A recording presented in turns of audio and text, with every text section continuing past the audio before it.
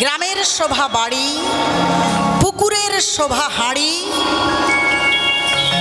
মুসলমানের শোভা বড় বড় দাড়ি। যদি দাড়ি না থাকে মাগো তাকে মুসলমান বলবে না, বলবে কি? তো এমনই একজন আমাদের যিনি প্রাক্তন রাষ্ট্রপতি এপিজে আব্দুল কালাম, তিনি কে ছিলেন বলুন তো? বাঙালি ছিলেন? তিনি কিন্তু বাঙালি ছিলেন না, তিনি ছিলেন মুসলমান। কিন্তু মুসলমানের তো দাড়ি নেই। স্কুল কলেজে যেখানেই তার ছবি দেওয়া রয়েছে দেখবেন এপিজে আব্দুল কালামের কিন্তু দাড়ি নেই, কিন্তু তবু তিনি মুসলমান। মুসলমান হলে কি হবে? তিনি বাঙালিকে খুবই ভালোবাসতেন। যিনি লন্ডন থেকে ডক্টরেট পাস করে এলেন, মাকে এসে বাড়িতে বলছে, মা, ভাবুন মা, একটু ভাবুন কথাগুলো। কীর্তন হলো ভাব, কীর্তন হলো রস, কীর্তন হলো অনুভব, কীর্তন হলো চোখের জল। এমন কোনো লীলা নেই তো আপনারা আস্বাদন করেননি, কিন্তু যেগুলো শুনলে আমাদের এই হৃদয়ের নোংরাটা পরিষ্কার হবে, এই হৃদয়ের চিত্তটা শুদ্ধ হবে। যিনি লন্ডন থেকে ডক্টরেট পাস করে এলেন, তিনি গৃহে গেছে, ঘরে ফিরে এসে মাকে বলছে, মা বলো না মা, মানুষ কি করে হব? আমাদের ছেলেমেয়েরা যদি মাধ্যমিক পাস করে ফেলে, কলেজে গ্র্যাজুয়েট পাস করে ফেলে, বলে আমি অনেক লেখাপড়া শিখে গেছি।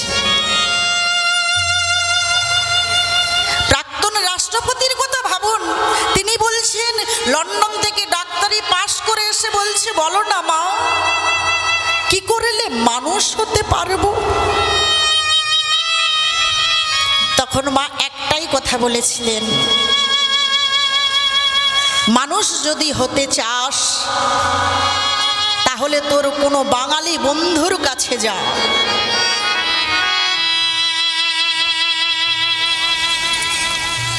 তিনি তখন তার বাঙালি বন্ধুর কাছে এসে বলেছিলেন, যিনি সামান্য স্কুল টিচার, সৌম্য সরকার, তাকে বলেছিলেন, ভাই বল না আমি মানুষ হব কি করে? কি গো বাবা, হাসবে না? বন্ধু বলছে, দেখ তুই লন্ডন থেকে ডাক্তারি পাস করে এসেছিস, এসে আমাকে জিজ্ঞাসা করছিস, আমি কিনা সামান্য ওই প্রাইমারি টিচার, আমাকে জিজ্ঞাসা করছিস মানুষ কি করে হবি? তবুও বল না ভাই, আমি মানুষ কি করে হব? বন্ধু তখন ঘরের ভেতর থেকে একটি গীতা এনে এপিজে আব্দুল কালামের হাতে দিয়ে বলেছিলেন, মানুষ যদি হতে চাস তাহলে এই গীতাটা অধ্যয়ন করবি। এটা অধ্যয়ন করলেই তুই বুঝতে পারবি যে মানুষ কি করে হওয়া যায়। তিনি যখন গীতাটা অধ্যয়ন করেছিলেন, তিনি বুঝতে পেরেছিলেন এই গীতার মধ্যে কি অমৃত বাণী দেওয়া রয়েছে, ভগবানের নিজ মুখ নিঃসৃত বাণী দেওয়া রয়েছে।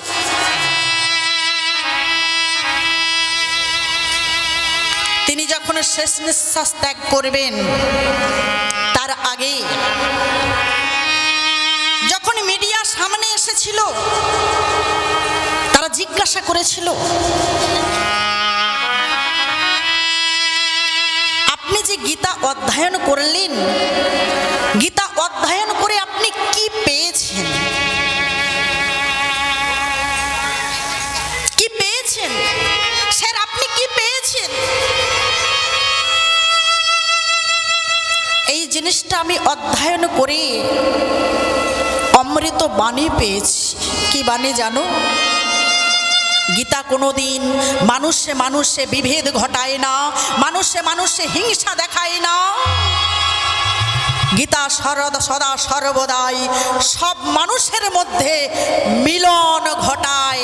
নিতাই গৌর হরি বল, হরি বল।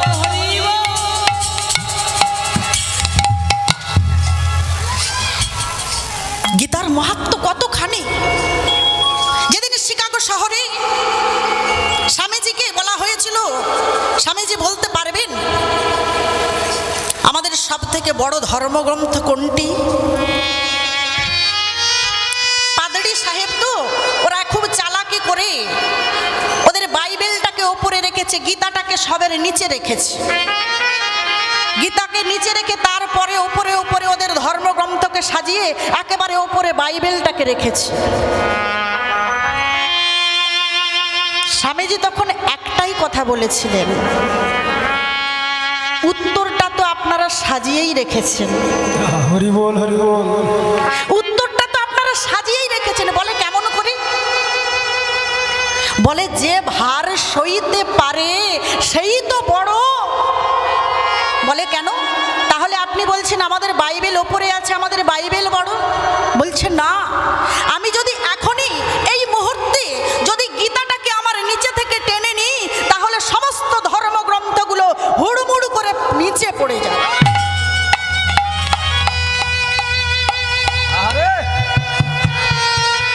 তিনি প্রমাণ করে দিয়ে গিয়েছিলেন যে আমার করুণাময় ভগবানের মুখ নিঃসৃত বাণীর থেকে আর কোনো ধর্মগ্রন্থ বড় হতে পারে না। সেই সনাতন ধর্মের মানুষ হয়ে আমরা কি করলাম? সেই কর্তব্যটা পালন করতে পারলাম না। আমাদের ছেলেদেরকে যদি বলা হয় বাবা একটু হরিনাম করতে বসবি চল, বলবে এখনো সময় হয়নি। কিন্তু অন্য ধর্মে দেখুন, ঠিক 12:30 বাজার সঙ্গে সঙ্গে ওদের ছেলেরা একটা পাঞ্জাবি পরে, লুঙ্গি পরে, মাথায় টুপি পরে মসজিদের মধ্যে চলে যায়। যদি জিজ্ঞাসা করা হয় বাবা কোথায় যাচ্ছিস, করিম কোথায় যাচ্ছিস, বলে নামাজ পড়তে যাচ্ছি। ও যখন ওই কথাটা বলে দিয়ে চলে গেল, একটু অনুশোচনা হয় না আমাদের? নাম আজ, ও আমাদের ওই কথার মধ্যে আমরা শিক্ষা পেলেও পেতে পারি। নাম আজ, যে নাম কাল করবি কেন, আজ কর নাম আজ। যে নাম কাল বলবি কেন, আজ বল নাম আজ।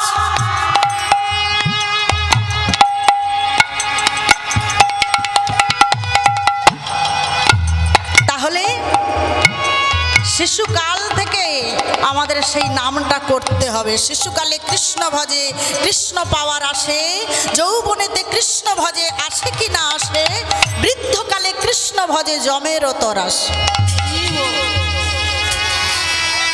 যদি একজন বয়স্ক দাদুকে বলা হয় দাদু এত বয়স হয়ে গেল এখনো তুলসীর মালাটা গলায় পরতে পারলে না, বলে এখনো আমার সময় হয়নি। আরো কবে সময় হবে? তুমি কি বলে এসেছিলে তোমার মনে নেই? সেই মাতৃগর্ভে, মাতৃজঠরে, ঊর্ধ্বপদে হেষ্টমুণ্ডে আমরা সবাই সবাই বলে এসেছিলাম প্রভু ধরায় পাঠাও, ধরায় গিয়ে তোমার সেবা পূজা করব। কিন্তু তিনি কৃপা করে যখন পাঠালেন তার কথা ভুলে গিয়ে আমরা সবাই মায়ার দাস হয়ে বসে রয়েছি। পশুবৃত্তি মানব জাতি করেছে রে পালন, অজ্ঞানতার অন্ধকারে পরিপূর্ণ মন। পাপ পুণ্য ভালো মন্দ পশু জানে না, পশু জানে না।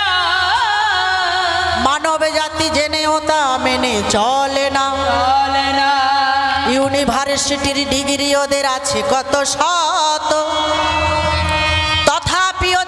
বলন যেন মূর্খের মতো।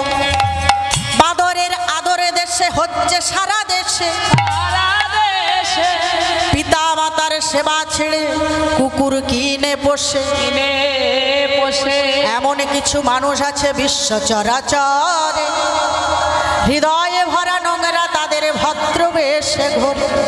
ভদ্রবেশে ঘুরিলে তাদের মানুষ বলে না, সে বলে না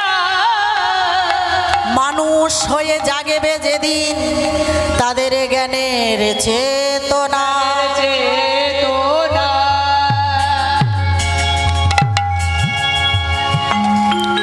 অপরাধ নেবেন না বাবা, আমরা অনেক জায়গায় যাই তো,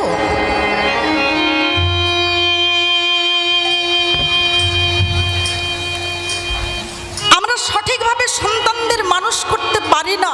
আমরা সবাই মায়ার দাস হয়ে বসে থাকার জন্য আমরা এত দুঃখ পাই, এত কষ্ট পাই।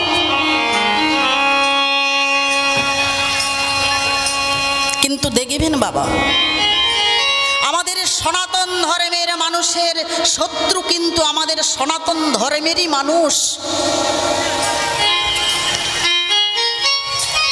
আপনি মুসলমান ধর্মে দেখুন, যদি ওদের একটা ছেলেকে আপনারা কেউ মারেন, ওদের গোটা গ্রাম ছুটে আসবে।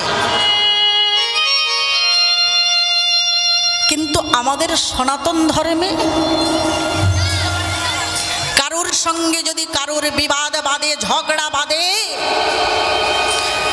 হাতে করে মোবাইলে ছবি তুলে নিয়ে ফেসবুকে ছেড়ে দেয় তাদের ভিউয়ার্স বাড়ানোর জন্য।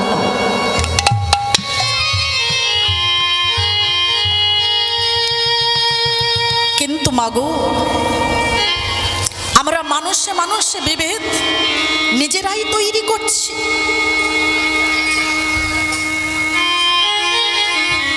আমাদের সনাতন ধর্মটাকে এগিয়ে নিয়ে যাওয়া দরকার, কিন্তু আমরা সেটা করছি না। আমরা তো ভালোবাসতে পারছি না বাবা। একজন পশুকে ঘরে রাখলে যেভাবে ভালোবাসে, সে কিন্তু তার সঙ্গে কোনোদিন ছলনা করে না, ভালোবাসার মতো ভালোবাসে। তার ছোট্ট প্রমাণ আপনারা সবাই জানেন, টাইটানিক জাহাজ ডুবে গিয়েছিল।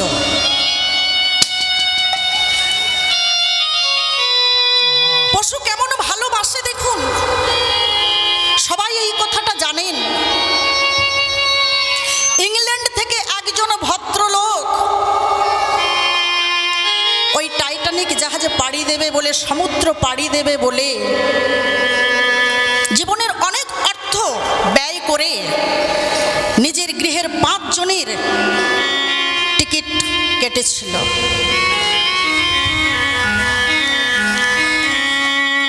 টাইটানিক জাহাজটা কাল ছাড়বে, ঠিক আজ গৃহের মধ্যে যে কুকুরটা ছিল না, সেই কুকুরটা কি করেছে, ওই গৃহের মেয়েকে কামড় দিয়েছে পায়ে। গৃহকর্তা তো বাবা রেগে গেছে, তোকে গৃহে রাখলাম, খাইয়ে দাইয়ে বড় করলাম, এতটুকু এনেছিলাম, বড় করলাম, আর তুই তার বিনিময়ে আমায় কি দিলি? স্ত্রী বলছে, দেখো দেখো, আমাদের টিকিট কেটেছো ঠিক আছে, কিন্তু আমি তো যেতে পারবো না গো, আমার মেয়েকে কামড় দিয়েছে কুকুরে, আমি কি করে যাব? আমি যেতে পারবো না। ছোট ভাই বলছে, আমি যেতে পারবো না বাবা, আমার বোনকে কুকুরে কামড়েছে, আমি যেতে পারবো না। বড় ভাই বলছে, আমার বোনকে কুকুরে কামড়েছে, আমরা যাব সমুদ্র পাড়ি দিতে। না না, যাব না। গৃহকর্তা তখন বলেছিলেন, তোরা কেউ যাবি না আর আমি একা যাব? না না, আমার মন মানছে না, আমার মেয়েকে কুকুরে কামড় দিয়েছে, না না না, আমি যাব না। এখনকার দিনে যেমন টিকিট ফেরত দিলে বাবা পয়সা পাওয়া যায়, কিন্তু তখন তো ওটা ছিল না। ঠিক 5 দিন পর খবরের পেপারে দিয়েছে টাইটানিক জাহাজটা ডুবে গেছে সমুদ্রের তলদেশে।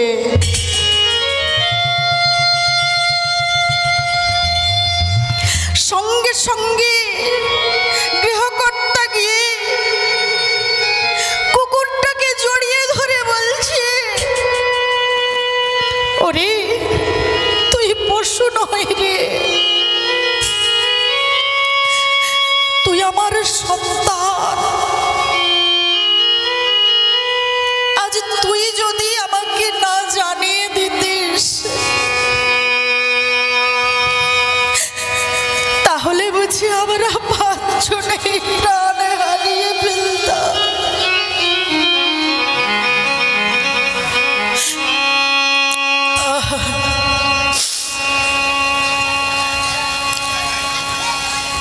আজ কি পরিহাস, জাহাজের তলদেশ থেকে একজনও বেঁচে ফেরেনি।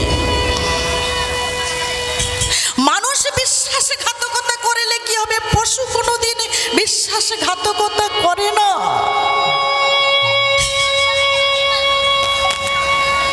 তাই এত কীর্তনের আয়োজন কিসের জন্য? যে আমাদের সনাতন ধর্মকে, সনাতন ধর্মের মানুষকে আরো জাগরিত হতে হবে, যাতে আমরা একে অপরকে ভালোবাসতে পারি। গীতা অধ্যয়ন যে একটি বার করেছে সে কোনোদিন চাইবে না যে অপরের ক্ষতি করি। নিজেকে ঠিক তৈরি করে নেবে সৎ পথে চালিত করার। সৎ সঙ্গে স্বর্গবাস, অসৎ সঙ্গে নরকে বাস।